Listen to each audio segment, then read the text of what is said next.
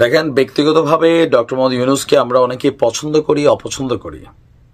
ওনার বিভিন্ন সিদ্ধান্তের আমরা মত প্রকাশ করি, দ্বিমত প্রকাশ করি, এটা আমাদের ইন্টারনাল ইস্যু। কিন্তু যখন এই বিষয়টা হয়ে যায় রাষ্ট্র বাংলাদেশ, সেই ক্ষেত্রে রাষ্ট্রপ্রধান হিসেবে যিনিই থাকেন, যদি দেশের উপর আঘাত আসে, হুমকি ধামকির ইস্যু আসে, সেই ক্ষেত্রে অবশ্যই একজন রাষ্ট্রপ্রধান হিসেবে যিনি দায়িত্ব আছেন তাকে আমরা সাপোর্ট করব। এটা একজন বাংলাদেশি হিসাবে আমাদের কর্তব্যটা হওয়া উচিত। আমেরিকার গোয়েন্দা প্রধান, মানে যত গোয়েন্দা সংস্থা আছে সবগুলোর ডিরেক্টর তুলসী গাবার্ড ভারত সফর করছেন।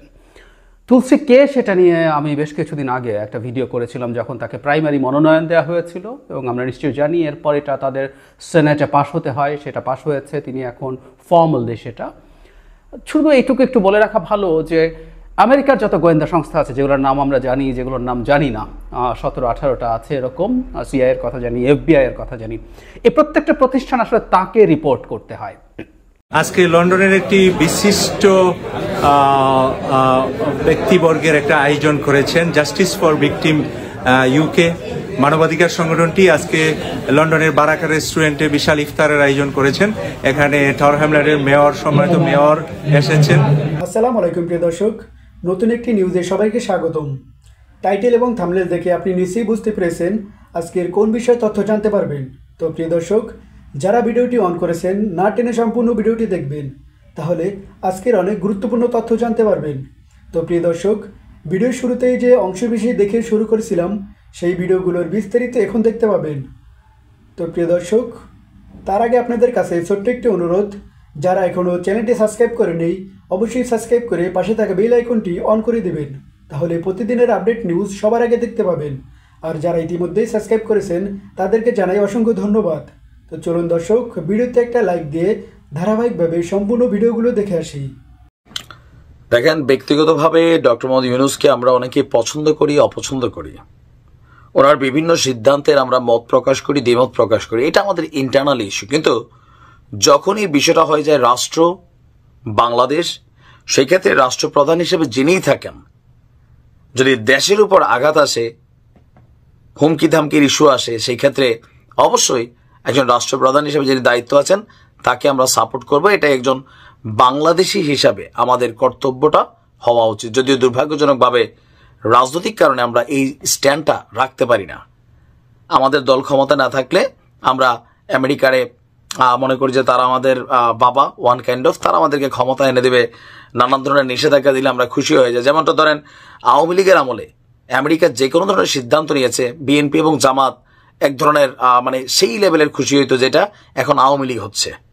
মেইন কারণ কি, ক্ষমতায় কেউ আসবে আবার কেউ নাই, এই দুইটাই। যাই হোক, বাংলাদেশে সংখ্যালঘু নির্যাতন, এটা বাংলাদেশ নামক রাষ্ট্রের উপর একটা ইফেক্ট। এই ইস্যুতে যুক্তরাষ্ট্রের গোয়েন্দা প্রধান তুলসী গ্যাবার্ড তিনি একটা মন্তব্য করেছেন, আর এই নিয়ে সরকারকে সামনের দিকে একটা তারা মার্কিন প্রশাসন থেকে বার্তা পাঠাবেন এমন যখন আলোচনা চলছে, এই মিথ্যা অভিযোগের ভিত্তিতে আজকে আমাদের সরকারের পক্ষ থেকে একটা জবাব দেওয়া হয়েছে। আমি মনে করি এটা খুবই দরকার ছিল।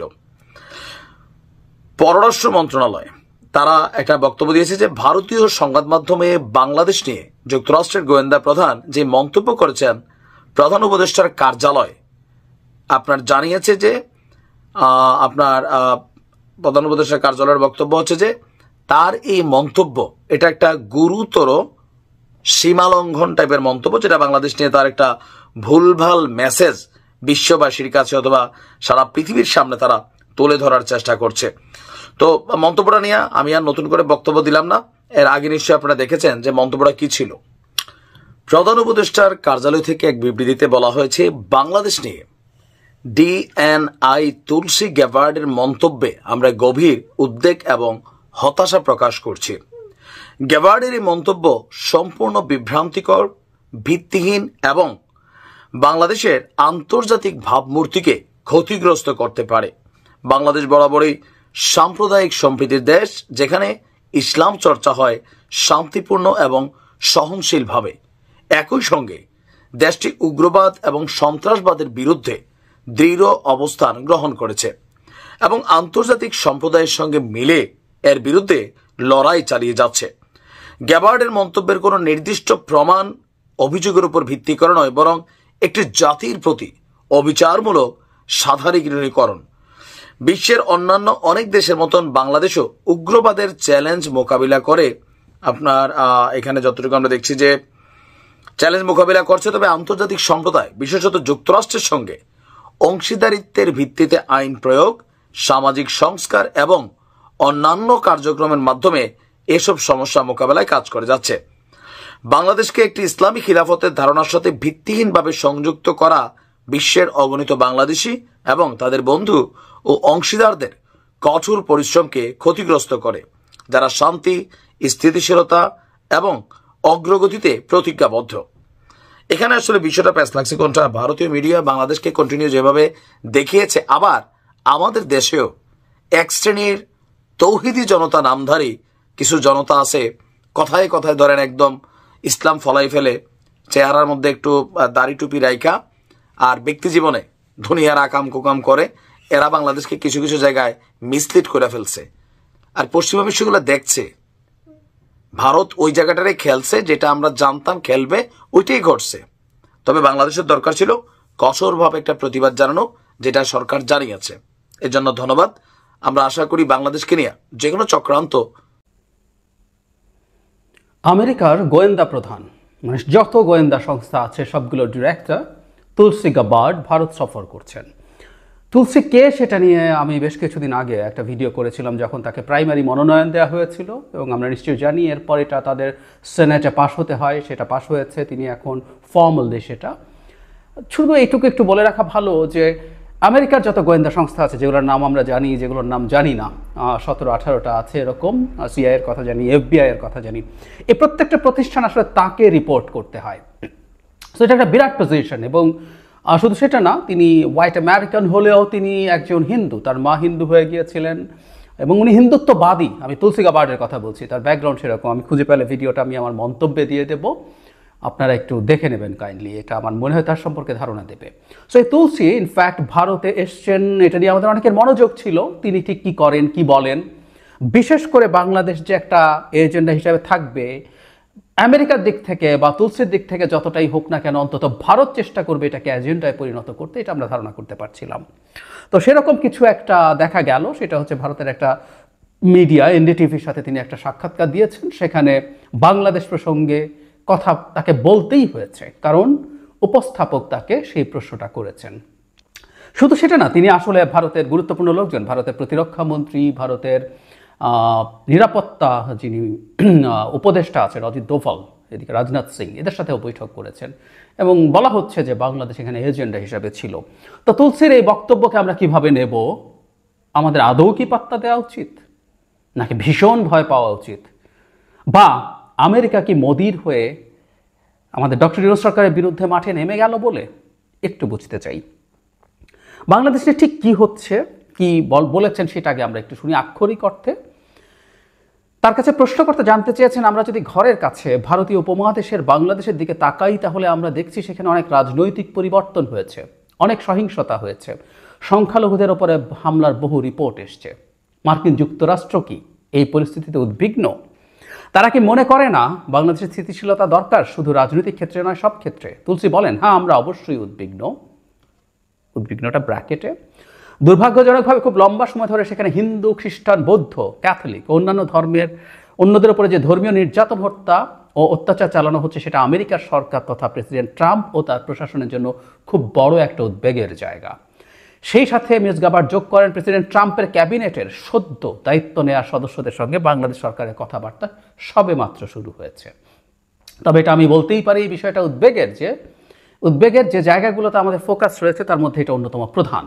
তারপর তিনি নিজেই একটা প্রসঙ্গ টেনে আনেন, ইসলামী সন্ত্রাসবাদ প্রসঙ্গে। তুলসী গাবার্ড বলেন, আরও একবার ইসলামী সন্ত্রাসবাদ নিয়ে বলবো, সার্বিকভাবে তারা বিশ্বজুড়ে যে চেষ্টাটা চালাচ্ছে, এক জায়গায় এক এক গোষ্ঠী, কিন্তু তাদের আদর্শ লক্ষ্যটা ভিন্ন, আর সেটা হলো ইসলামী খেলাফতের আদর্শ দেশ শাসন করা।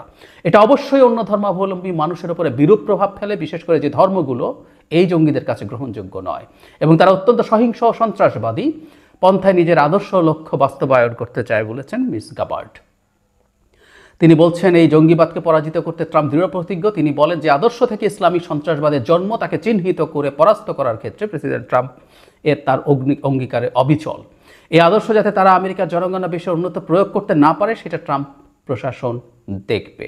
এএনআইকে যখন তিনি সাক্ষাৎকার দিয়েছেন সেখানেও তিনি একই রকম কথাবার্তা বলেছেন, এবং তিনি ডোভাল এবং রাজনাথ সিংয়ের সাথে যখন বৈঠক করেছেন সেখানেও বিবিসি বাংলা বলছে সেখানেও বাংলাদেশ এজেন্ডা হিসাবে ছিল। থাকতেই পারে, তিনি আনুন না আনুন, ভারতের দিক থেকে এটা আনা হবে, ইটস ফর শিওর। আচ্ছা, কেউ বলতে পারেন এটাকে আসলে দুরকমভাবে দেখা যায়। সেটা হচ্ছে তাকে যখন প্রশ্ন করাই হলো ইসলামী জঙ্গিবাদ নিয়ে, তাকে আসলে কথা বলতে হতো, তাই এটাকে খুব বেশি পাত্তা টাত্তা দেওয়ার কিছু নাই। এবং আমাদের ডক্টর ইউনূস সরকার আমেরিকানদের সাথে এনগেজ করছেন, তিনি ইলন মাস্ককে স্টারলিংকের ব্যবসা দিচ্ছেন বাংলাদেশে ডেকে আনছেন। ইলন মাস্ক সম্পর্কে আমরা জানি, he is very powerful in Trump administration, he'll manage everything. এছাড়াও তার নিশ্চয়ই আরও অনেক যোগাযোগ আছে, যোগাযোগ করছেন, এটা একটা দিক। আবার ভীষণ ভয়ের ব্যাপার কেউ বলতে পারেন যে তুলসী গাবার্ড এভাবে কথা বলেছেন, উই শুড বি ফ্রাইটেন্ড, কারণ এটা ফর শিওর যে আমেরিকা, অন্তত ট্রাম্পের কথা বলছি, তিনি ইসলামোফোব মানুষ, সুতরাং ইসলাম একটা সংকট তার জন্য হবে। আসলে আমরা কিভাবে দেখব? আমি ব্যক্তিগতভাবে মনে করি যেটা মাঝামাঝি একটা জায়গায় আমাদের থাকা উচিত। আমি সিরিয়াসলি বিশ্বাস করি তুলসী গাবার্ডের ওপরে ভারতের বর্তমান ক্ষমতাসীনদের খুব বড় প্রভাব আছে। তিনি হিন্দুত্ববাদী, আমি হিন্দুত্ববাদী তুলসী গাবার্ডকে বলছি, এবং তিনি ইসকনের অ্যাক্টিভ সদস্য। তার সাথে দীর্ঘদিন থেকে সম্পর্ক আছে, সম্পর্ক ছিল ভারতের ক্ষমতাসীনদের এবং আরএসএসের। তার বিয়েতে আরএসএস গুরুত্বপূর্ণ অংশগ্রহণ করেছে, মোদির সাথে ঝাড়ু দিতে এসছেন। মোদি যখন আমেরিকায় গেলেন, তিনি তার ইন্টারভিউতে বলছেন জাস্ট শপথ নিয়ে তিনি মোদির সাথে দেখা করতে গেছেন, এই কয়েকদিন আগের কথা। সো ভারত চাইলে তুলসীকে দিয়ে অনেক প্রভাব বিস্তার করতে পারবে। নট অনলি দ্যাট, ভারতীয় অনেক বংশোদ্ভূত আছেন ট্রাম্পের প্রশাসনে যোগ দিয়েছেন। এফবিআইয়ের প্রেসিডেন্ট যিনি হয়েছেন cash Patel, not only that, south Asian ডেস্কে যিনি আসতে যাচ্ছেন তিনি এখনও ফাইনালাইজড হননি, কারণ সেনেট হিয়ারিং শেষ হয়নি, তিনিও ভারতীয় বংশোদ্ভূত। সো হতে পারে, এবং তার কিছুটা আলামত তো আমরা দেখেছি নির্বাচনের সময়। ট্রাম্প, আমেরিকান নির্বাচনের কথা বলছি, ট্রাম্প তার এক্স হ্যান্ডেলে বাংলাদেশের সংখ্যালঘু নির্যাতন নিয়ে খুবই টাফ ধরনের একটা স্টেটাস দিয়েছেন। এখন খেয়াল করব আরেকটা জিনিস একটু স্মরণ করিয়ে দেয়, যারা আমাকে নিয়মিত শোনেন তাদের মনে থাকার কথা। মোদি যখন আমেরিকাতে গেলেন তখন ট্রাম্পের সাথে তার একটা যৌথ সংবাদ সম্মেলন হয়েছিল। সেই সংবাদ সম্মেলনে ট্রাম্প সারা বিশ্বের বিভিন্ন জায়গায় সন্ত্রাসবাদ দমনে কাজ করবেন, এবং আমাদের এই অঞ্চলে সন্ত্রাসবাদ দমনের জন্য তিনি মোদির সাথে একসাথে কাজ করতে চান। ইসলামী সন্ত্রাসবাদ, মানে তারা সন্ত্রাসবাদ বলতে ইসলামী সন্ত্রাসবাদী বোঝেন, বুঝবেন, এটাই নিয়ম। হিন্দুত্ববাদীদের যে বিভৎস সন্ত্রাসবাদ ভারতে চলছে, এটার প্রতি তারা চোখ বন্ধ করে রাখবেন। এটা বুঝতে আমাদের রকেট সায়েন্টিস্ট হতে হয় না। আমি একটা স্মৃতি আপনাদের মনে করিয়ে দেই, একটা ঘটনা।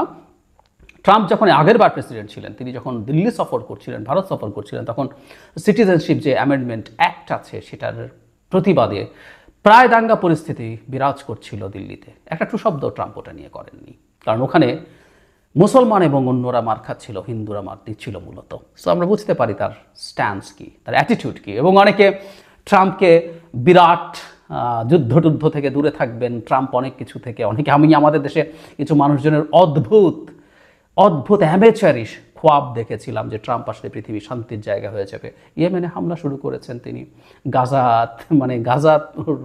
বাইডেনের সমালোচনা করতে পারেন, কি করবেন, কিন্তু গাজা উনি দখলই করে নিতে চান। সো এই লোকটার আসলে ইসলাম সম্পর্কে তার অবস্থান এবং চিন্তা আমরা বুঝতে পারি। এখন মূল জায়গাটা যেটা আমি কিন্তু ট্রাম্পের বক্তব্যে দেখেছি, এবং গতকালের বক্তব্য থেকেও, তুলসী গাবার্ডের ইন্টারভিউ থেকেও যে জিনিসটা আমাদের টেক অ্যাওয়ে আছে, ভারত আসলে এখন এই জায়গাটাতেই খেলতে চায় এবং ঠিক প্লট তৈরি হচ্ছে।